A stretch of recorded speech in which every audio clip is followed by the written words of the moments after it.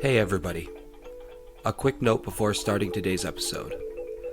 The subject of today's episode is actually a music producer who goes by the name Delic Jams 420, all one word. He was kind enough to donate all of his music for the production of this episode. So if you like what you hear, you can find more of his tracks on Instagram, YouTube, and Twitter. I've provided a link in the description section of this episode, so be sure to go check it out. Having said all that, I hope you enjoy. Happy listening, everybody.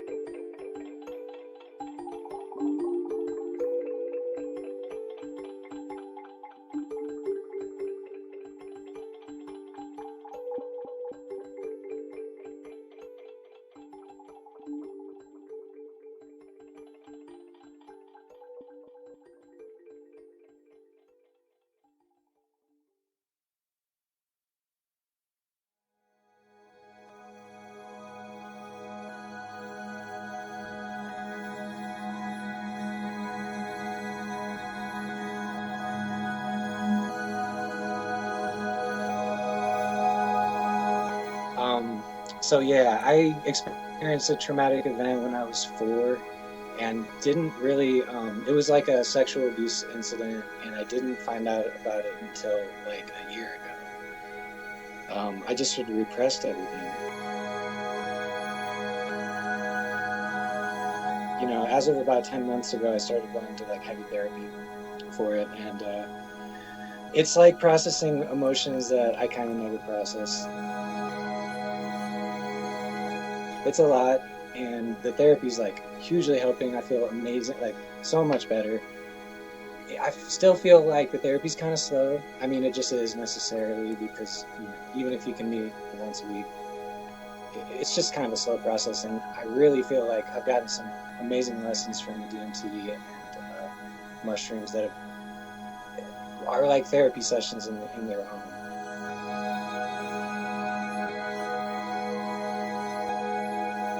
Psychotropic presents Jesse.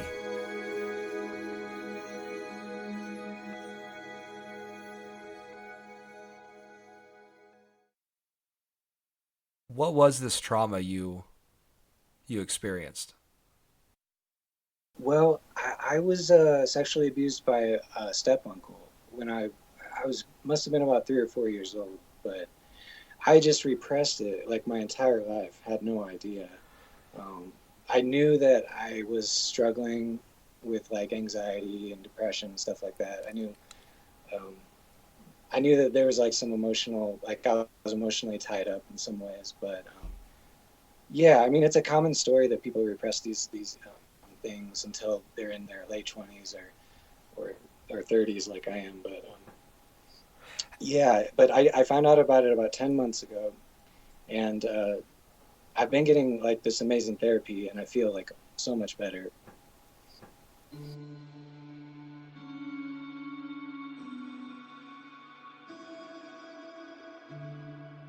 But I feel like the therapy's a little slow, and like I would like it to all go faster.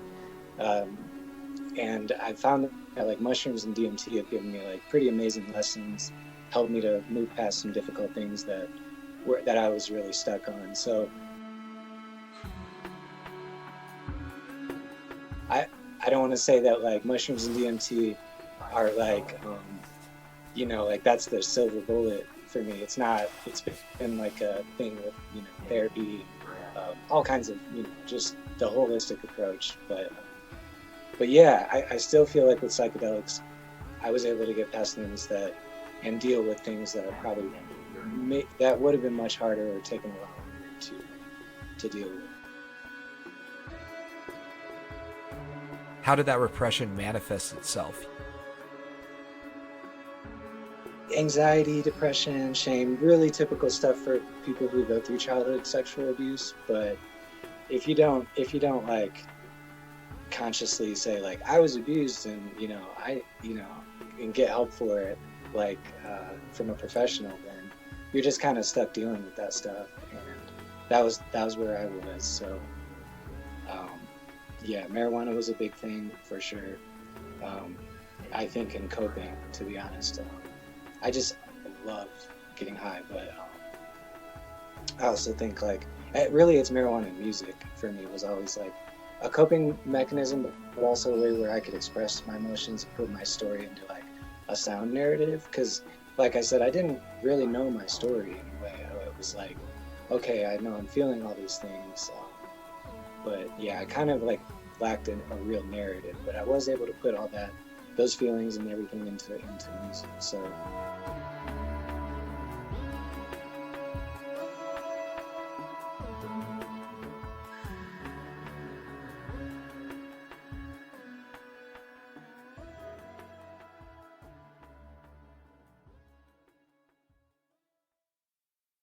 How did you come to find out about this sexual trauma? yeah, interesting. Like I moved from Colorado. I moved to Colorado about a year ago. I wanted to get in the cannabis industry, which I did. Woohoo! You know, I love working in the cannabis industry, and I also teach college too online. So, yeah, I'm just like loving my career right now and loving where I live and my choice to come out here and stuff. But I moved out here and I took it. Yeah, I actually had gotten out of grad school where I went in the Midwest and I came out here and got a job as a custodian at a public school, which you know it's a funny path to go to out of grad school, but it totally served its purpose for getting me out here. And but I ended up working at an elementary school, and I had like totally avoided kids my whole life. So I think I just kids kept brought up like would kids would bring up those like emotions for me, so I would just avoid it, and so um, but I wasn't able to hide from it, working at elementary. So I was like, I tell my therapist, I'd just be like, I don't know, I don't know why I feel so strange, around kids, and I mean, it just brings up all these, negative things, and so that was like the start, and it just snowballed really quick from there. Pretty quick. I was like, oh my God, I can't believe this happened, but this total like now I know so many stories too about like other people in their 20s and 30s who like found out or had repressed it. And so it's actually like pretty common that it's like it's strange to go that long and not know, but it's actually a common story, unfortunately. So you felt strange. I mean, you were suffering from anxiety and depression.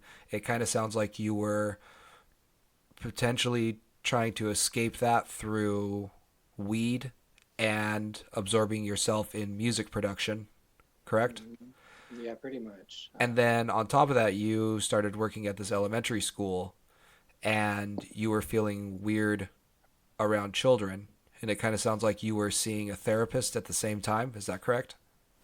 Yeah, yeah. Well, because when I moved here, I just wanted somebody to talk to because, like, it's a stressful thing to go through big life transition. So when I first saw the therapist, I was like, I'm really fine, I just want to talk to somebody. And then I was like, not exactly as fine as I thought I was because, yeah, this stuff started coming up. And by the way, total transformation, like within like 3 or 4 months of because I ended up going to EMDR therapy.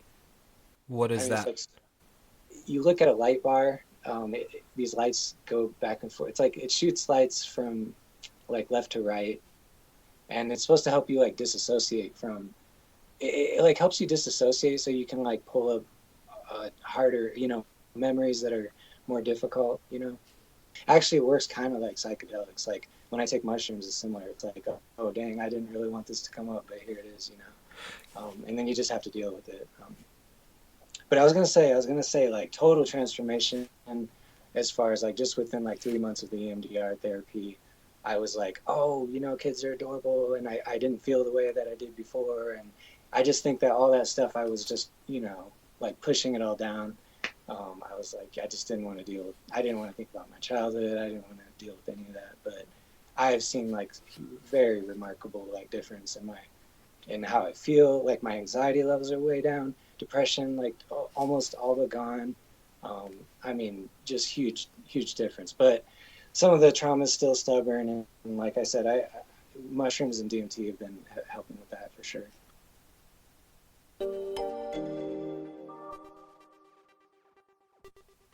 how did you come across the idea to experiment with mushrooms and DMT? Did you intend to deal with the trauma through the use of those?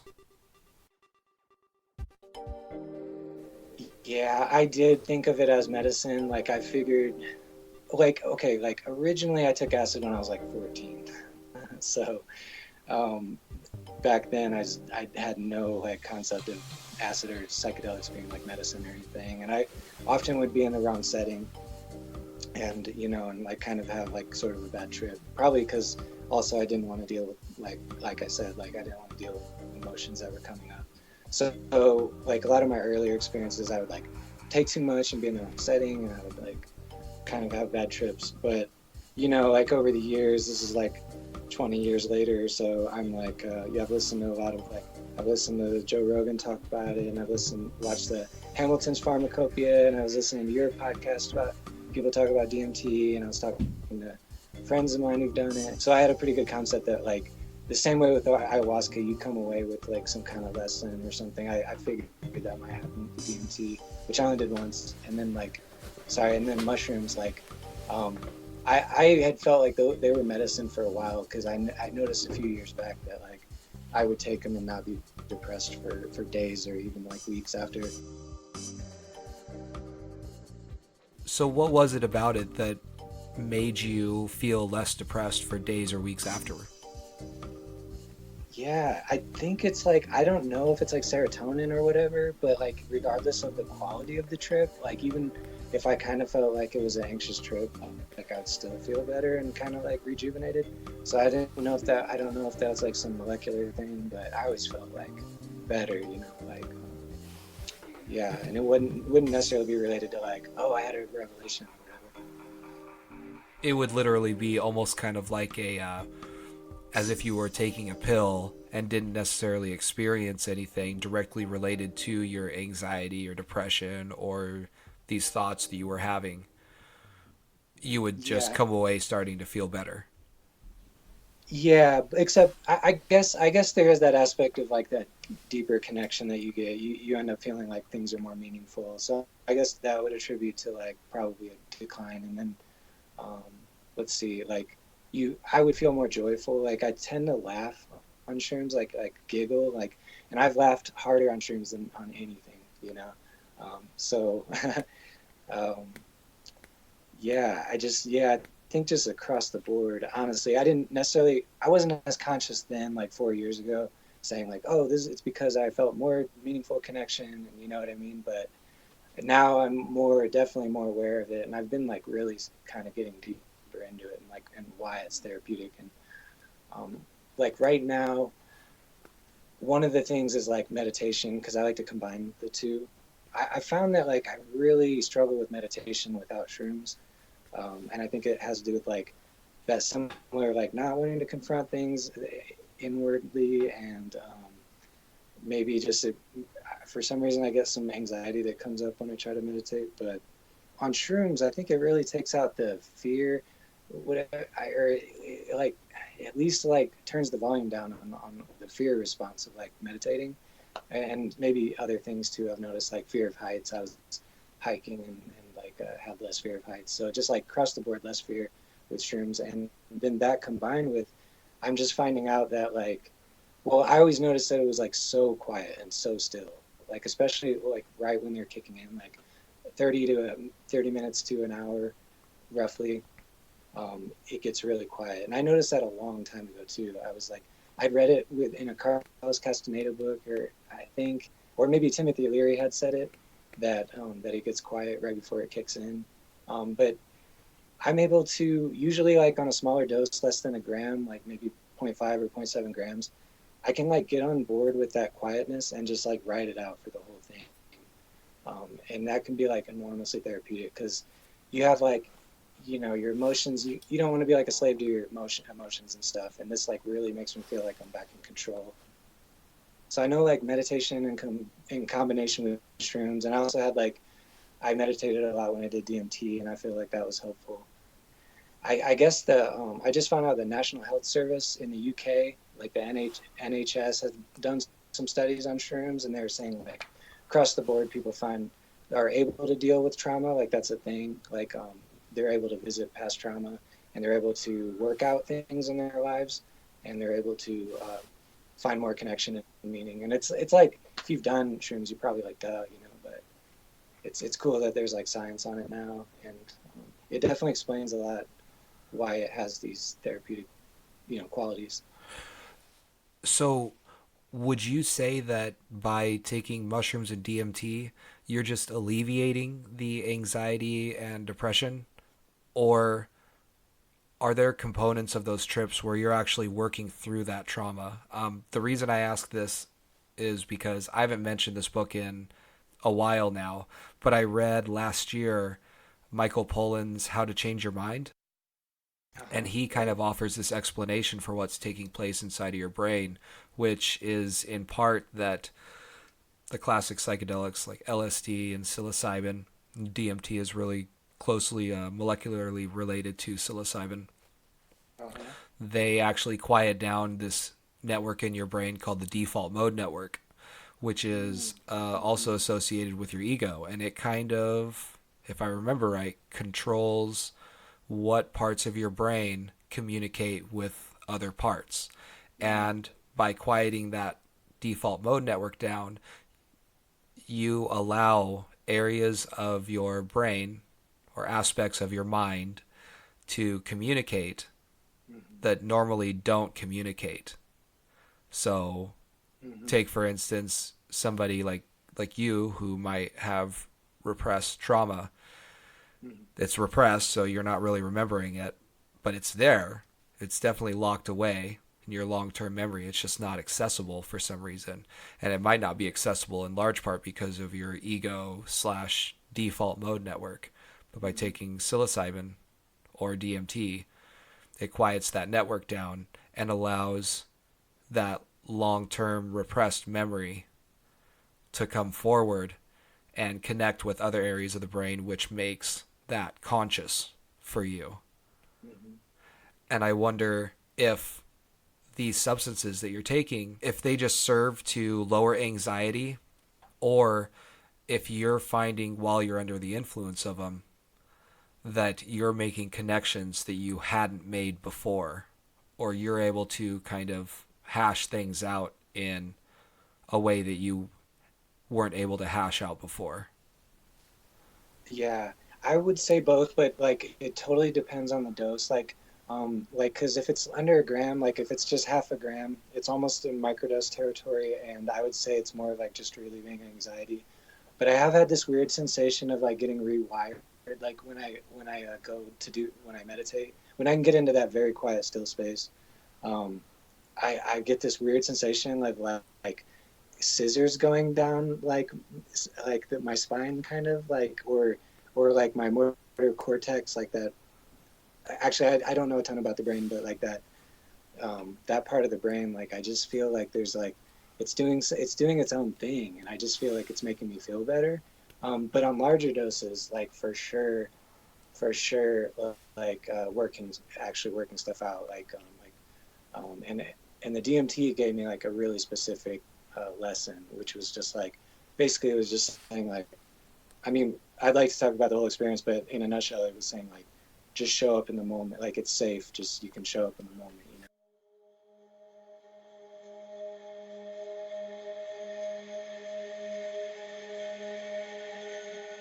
And I've been getting that with the shrooms too, like that kind of like takeaway lesson, like um, that.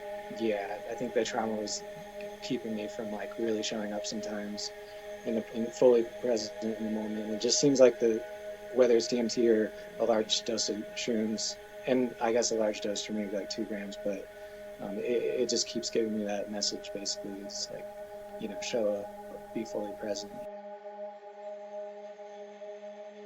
and there's joy in that because like it's also the sensation of like, oh my god, it feels so good to just like show up, and like not be just like completely anchored, to the past and yeah, basically. It's interesting that you say that because the vision that I'm kind of conjuring up in my mind is you were experiencing this anxiety and depression which were inhibiting you from showing up, from being in the present, but you weren't aware of why you were experiencing that anxiety and depression in the first place. Yeah, I know. Yeah, it's true. That blows my mind that I went that long and just but yeah, I just think that that's why like weed and music kind of saved my life in a way, because I mean, yeah, it just made it really manageable. Whereas I really think without weed, it would have been a lot less manageable for sure. Well, the question is do you think the weed was allowing you to show up in the present, or was it actually allowing you to escape?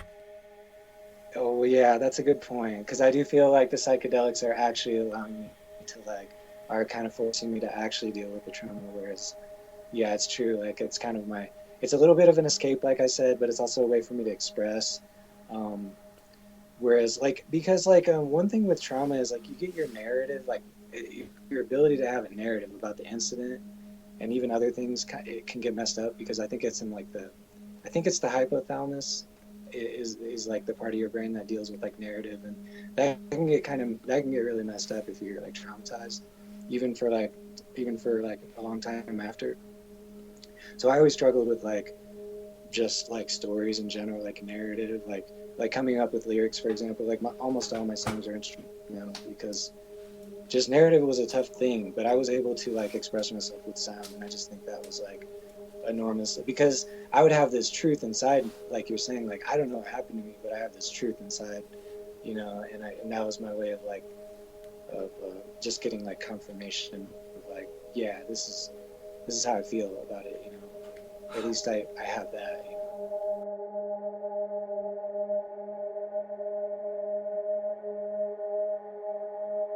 I just think it's like if you have that intention, like I'm gonna smoke weed and meditate, because I know like there's the priests in India or the sadhu, was it sadhus, or I'm not sure if I'm saying that right, but like I know there's like Indian priests that smoke weed. I know Rastas talk about meditation when they smoke. So I know I'm not saying like it's totally not possible, but it's true. Like when I smoke, like when I do shrooms, I'm all about meditation, but I've never been about meditation when I smoke. It's more about like, all right, let's, you know, let's make some music. You know?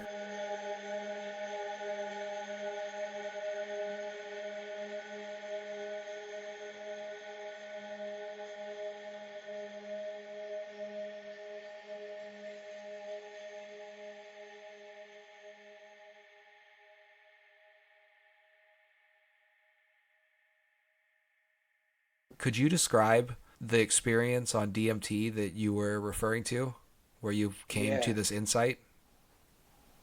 yeah. I'll just take you through the like the first, second, third hit. Actually, before I even talk about, well, it's just anecdotal, but like the first time I heard about DMT was like about 10 years ago, and it was one of my friends who like has done a lot of drugs, like a lot of pill, like synthetic drugs, like pills and stuff. And I was never really big into the synthetic stuff, but so I love him, but he's like, yeah, he's in that camp where I would almost like call him a tweaker or whatever. But he was telling me like, oh yeah, I got this like tub of stuff from China or whatever, and it's like I put it on my weed and I've been smoking it for like every day for 6 months, and I see like it makes me see these beings, but then the beings are like turning on me and telling me that I was doing it too much, and like I kind of just thought he like lost his fucking mind, you know what I mean? Like I was like, okay, don't do that shit, but you know, then I heard like Rogan talk about it and started to be like, oh okay, it's you know, so. Um, yeah, I heard Rogan and then like Hamilton's Pharmacopoeia and then your podcast. There you had a few guests, and I was just getting like more and more curious about it because like I used to have these like lucid dreams where I would go and like meet this like quote family, and they would like help me and like give me like downloads, but I would like never remember the downloads. But I'd always like wake up feeling like really rejuvenated, and I'd be like, I want to go back to that place, like. Um, so when I heard people talk about DMT, I'm like, that I wonder if I'm gonna have this, you know, if I'm gonna go back to this dream, or, you know, because it really sounds similar. So that's one of the things I was like fueling my curiosity. But and so anyway, so yeah, that's like the background. But yeah, I took my first hit, and it was like immediately like I did dabs and I took pretty big hits. So my first hit was like sacred geometry, really vivid colors, of course, you know, like, and I was able to meditate very deeply. Like, I went into it with that kind of intention because I was like, what I don't want to, I don't want to influence what it's going to show me. I really just want to get out of the way of it and like see what I'm going to see. And you know what I mean? So I was like just trying to keep my thoughts quiet, but it was like very, very visual. And I had my eyes closed, of course. But that was like the first hit, and I stayed in that for about 2 minutes, and it was like bliss.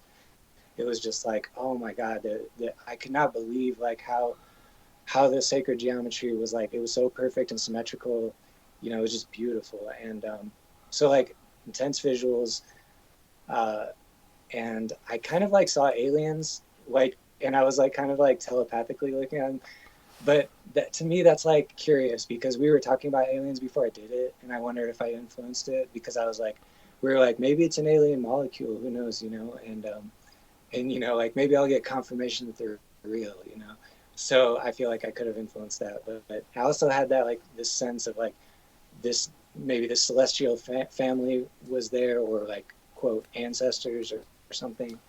There was like some like telepathic stuff that I felt was going on, like these ancestors were possibly there and these aliens were very knowingly looking at me and I was very knowingly looking at them.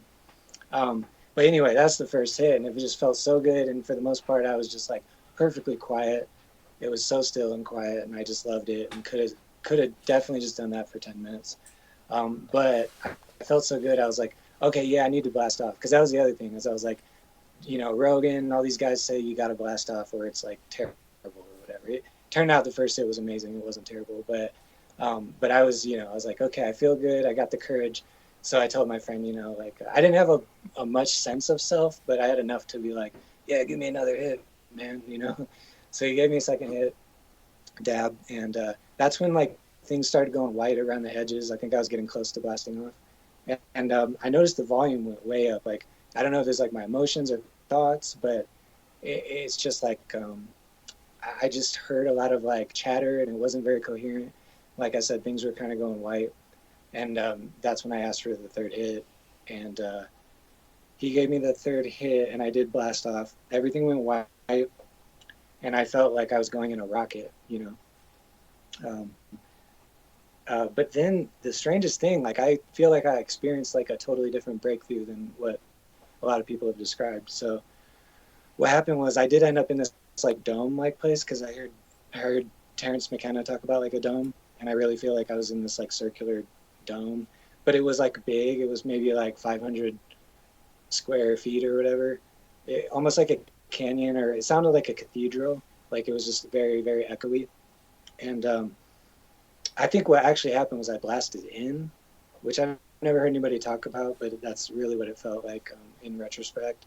Is I think maybe because I was meditating and keeping quiet that I just like blasted inward, because there was almost no visuals at that point. It was like a pink dome, and there was a little bit of like faded blue and purple neon lights, like almost like an old hotel or something, but like a faded like neon, but not bright, you know. Like I saw maybe some tracers of that color, so it was like it wasn't very bright colors, and it wasn't almost nothing happening visually, almost nothing. And then like I started hearing this voice that was like it sounded like beings. Like I had that thought. I was like, well, I didn't see beings, but it sounds like beings, and it sounded like it was coming from like 80 feet up in the air, but it was just very echoey, and it was like high pitched voice. So it was like, and they was giving me advice. So because I still had my hands like balled up in a fist from when I blasted off, so it was like relax. It was like relax your hands, you know. And I was like, okay, yeah. And then it was like breathe in, breathe out, you know. Like I was like,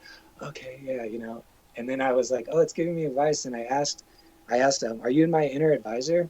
And I was explaining really quick what I mean by that, but it was just a thing I got from my therapist. She was saying like, she gave me this tool that when I have like a problem I need to work out, that I can like calm myself down and go inside and consult this inner advisor. But I had trouble with it because like I had trouble with meditation, and it's that thing where you have that inner voice and you're like, oh, I know I should have listened to that voice, you know, you make a mistake, and you're like, it told me not to, but it was such a quiet voice, and I've always wanted that voice to be louder and more like, you know, so, but I struggle with that.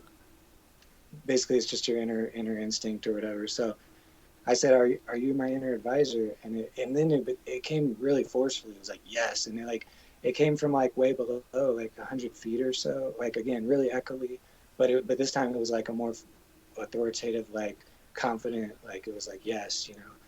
And then that's when it told me like, it's safe to show up, you know, show up in this moment, you know. And pretty much from there on out, the trip, was just about coming down at that point. And I kind of just focused on my breathing for the next 5 minutes or so. That was about 5 minutes in. And so, yeah, the whole thing was about 10 minutes. How did it go about telling you that it was okay to be present? Yeah, it just said it. It was just like, show up, it's safe, you know, like pretty much like that. But that's like a really profound message for me, because it was like the fact that I could consult my inner advisor, that was like profound. And then the fact that like it was telling me really what I needed to hear, which is like, again, yeah, you know, trying to get to that place where I'm just like fully present all the time and everything. Easier said than done. But I also like that it was just a nice, succinct lesson, because I know people say like, oh, I got all these downloads and, you know, all these things, but this was just like easy, succinct lesson to carry away. Was there any difference between the lesson that you experienced while under the influence and, I guess, the advice or lessons that you learned in therapy? Yeah, because like I just feel like when you get it in therapy, it's like this intellectual realization, like, oh yeah, I need to have an inner advisor, and you know, you know, the goal is here is to feel safe, you know, even in moments when I might be anxious or whatever. So I knew that stuff consciously, but with shrooms and DMT, it's just more of it's like that emotional realization. I think it's like you said, like it's like the fact that it ties in all these, like, makes all these connections in the brain that don't normally talk to each other. These parts of the brain that don't normally talk to each other makes it so much. I think that's why it is so easy to work through trauma, because like, you know, if you're just working from like, yeah, one part of your brain, it's yeah, yeah, I don't know what to say about it, but it's just, I think that it's like a much more profound realization on DMT or mushrooms, even though it's like the same thing that I'm getting in therapy.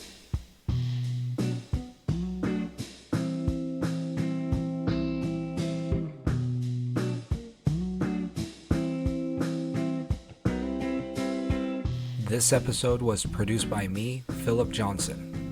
All songs used can be found in the description section of this episode. If you liked what you heard today, please subscribe. Also, rate and leave a review wherever you listen to your podcasts. Do you have a story to share? Or maybe thoughts about what you've heard in this episode or previous episodes? If so, you can reach me via psychotropicpodcast.com. If you'd like to get a sneak peek about upcoming episodes, you can do this by following Psychotropic on Instagram at Psychotropic Podcast, all one word. Thanks again for listening, everybody. See you next time.